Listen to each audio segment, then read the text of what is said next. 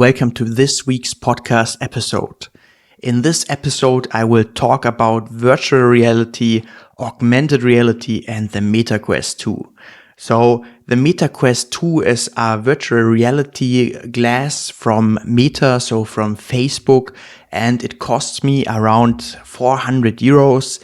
And I tried them out now for a couple of weeks, and today I want to share with you some of my experiences and also some of my expectations and visions for the future. So first of all, I think the primary use case of VR glasses today is gaming. I played some amazing games. One of them is called Beat Saber.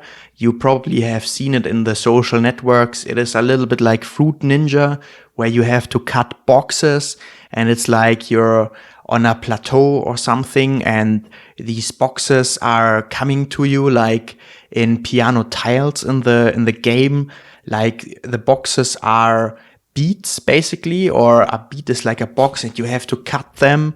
And you have to cut left, right, and forward, and all types of shapes. And also there are obstacles, and it is really a great game, and it is a lot of fun. And there are also other games. I think the game I played the most is actually boxing.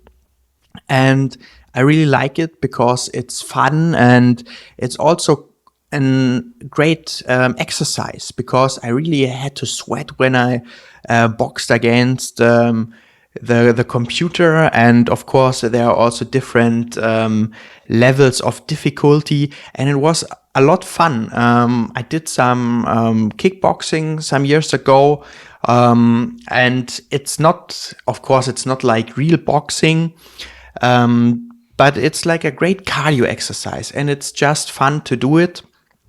And I missed a little bit in the last month the gamification in sport, and this is why I really like the game. Other games include, for example, climbing, where you climb up a rock or different sceneries, and it's also a lot of fun. And I didn't get like sick and nauseous, I think it's called, is the right term for this. A lot of people are getting sick when they are playing with virtual reality glasses, and I only had this one time when I played like a game which was a very fast-paced game, and you had to jump and had a lot of motions and you were really moving. Then I got sick one time, but besides of that, I never had any issues. And also, I saw like from Meta that they are working on the technology to make better virtual reality glasses, where this should be not the case anymore. Other games which I played include classic arcade shooters. One of them is called Swarm, and there you swing around like Spider-Man and shoot like robots, which are like a swarm of robots. And it's very fast-paced, and it makes a lot of fun. And I think it's also like a new way of gaming. It's just I think it's just more interactive than the classical role-play games. Yeah, and I think, as I told you before, the primary use case of the virtual reality glasses is currently gaming. And some are thinking, oh, what's with the metaverse and all this stuff? But I think you shouldn't underestimate gaming. As far as I know, the market for gaming is bigger than the movie industry, and it's also a growing market. I think more and more people will be gamers in the future, and you have even now a lot of people who are older than I say like the classical 14 to maybe 22-year-old. I know a lot of adults which are gamers, and I think it's cool because when I played games, I often felt like being in a book, right? Like in a novel. You're not reading Lord of the Rings, for example, you're playing it, and it's more interactive. And I think with these virtual reality glasses, gaming can be even more interactive. But I also have to say right now, I think the technology also has a long way forward. So I will tell you more about this later. I first want to describe more of my experiences. One of the other experiences I had was like a meditation game where you were like in the middle of a lake, and everywhere you looked around there was the sky or the lake. And even if you looked down at the bottom, so to your feet, for example, it was like a very good scenery. And another part of this meditation journey was to float through the universe. And I also really liked that experience. And from the graphic side, I would say there's still upward potential also for the most of the games, but I think it really improved over the last 10 years. Yeah, how about working? I know there's a desktop version where you can work with the virtual reality glasses, and this is something I can't imagine myself doing this at the moment because the glasses, of course, they are heavy. I think after a time, it also gets hot under the glass, and I personally like let's say, my working setup with my screens, and yeah, I don't see the real benefit here, but maybe in the future, when they make the virtual reality glasses much more lightweight and yeah, more elegant, I can maybe see myself doing this in the future. And other cases for virtual reality and augmented reality I read about and also I thought about is, for example, training people who are in dangerous situations. For example, firefighters, soldiers, policemen, everybody who is in a dangerous situation and where it's hard to mirror reality. I think here virtual reality glasses are a great example. So I don't know how many of you watched Star Wars: The Clone Wars, but there the clone troopers have like specific training facilities. And even though it now sounds very strange, but just imagine like you have like a hangar and there are different squares and like there's a different areas, and then you put on the virtual reality glasses or the augmented reality glasses, and the complete landscapes, like from a, let's say, wide area, very clinical or something, transforms into like a real life scenario. And you have like fake fire and maybe fake gunshots if you're trading soldiers and stuff. And I think this might be a great simulation to train people. Yeah, and also I read about somebody who controlled a robot. I think it was like a surgeon who used virtual reality to do this. And also I want to link a great article from the Time. And in the article, it was described that virtual reality or augmented reality can transform education. And what they said, for example, was maybe you remember your chemistry classes in high school. I don't know how your school system is, but I, for example, or in Europe, it's quite common that you also have like chemistry. And there were like experiments.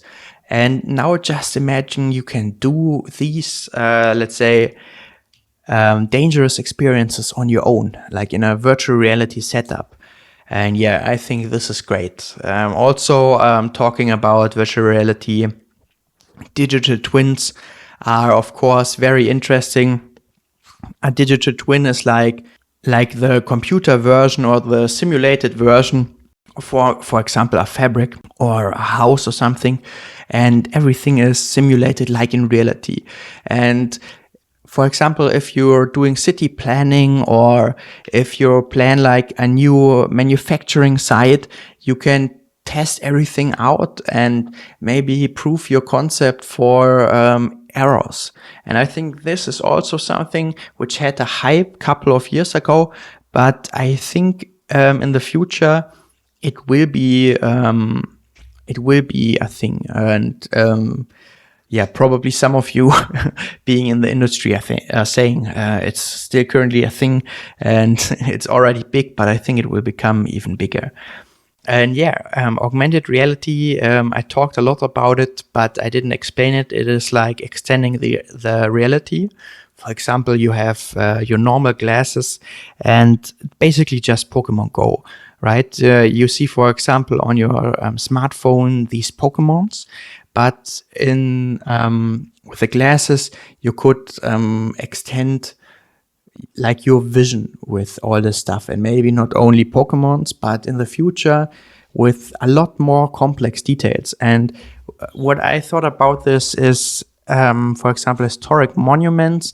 And I think even a professor I once had like a startup when he was a student, where he did this, where you could enrich, for example, Google Maps or something with data from this historic monuments, and you can just get your smartphone, look at for example, at the Brandenburger Tor, or I don't know, the Eiffel Tower in Paris, and then you get a lot of information, and or maybe not only information, maybe you make it more interactive, and there is like a graphic how it was built or something.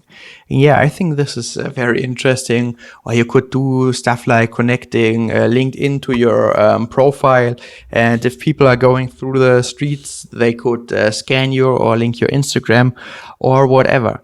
I don't know how I think about the last one with social networks, because I think it would lead more to, let's say, a society of different classes, and people with, let's say, a lot of followers get more recognition, and yeah, will also be treated differently. So I don't know how I feel about that, but I think there are great use cases which you could do.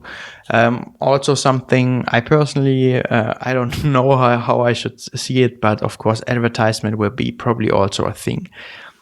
But let's just imagine the processes I told you. Let's not only take like the virtual reality classes, but maybe augmented reality. And you have, for example, you are in university or something, you study anatomy. And then you could cut, for example, an animal or even a human, a virtual human, and study the body. And I think this is something which is amazing. Yeah, and now my final words about virtual reality and augmented reality. I think it's still very early, so I'm following it for quite a while now. I think the technology is ready for the first games, but I think it cannot compete in all aspects with, for example, a PlayStation or playing games on your computer. But I think in the future, this will be the case. I even think maybe give it 10 years, and it sounds very long, but just look at the technology cycle of speech processing or other stuff on touch screens, for example. These are all concepts. They had like an early phase, and it needed a lot of time until they became ready for the mass market. And I think this will be the same case for virtual reality and augmented reality. I can imagine Meta will play like a very important part in this, but it doesn't have to be the case that they will be like the leader in the field, because there are a lot of other factors like open source, platform economics and stuff. So I'm very interested in this, and I also think there are quite interesting business cases, for example, building apps for the MetaQuest ecosystem. So these are my thoughts on virtual reality, augmented reality, and my feedback to the MetaQuest 2. I'm very interested what you have to say about this topic. So I will link the Discord of my podcast in the description. And hopefully I see you here next episode. Cheers.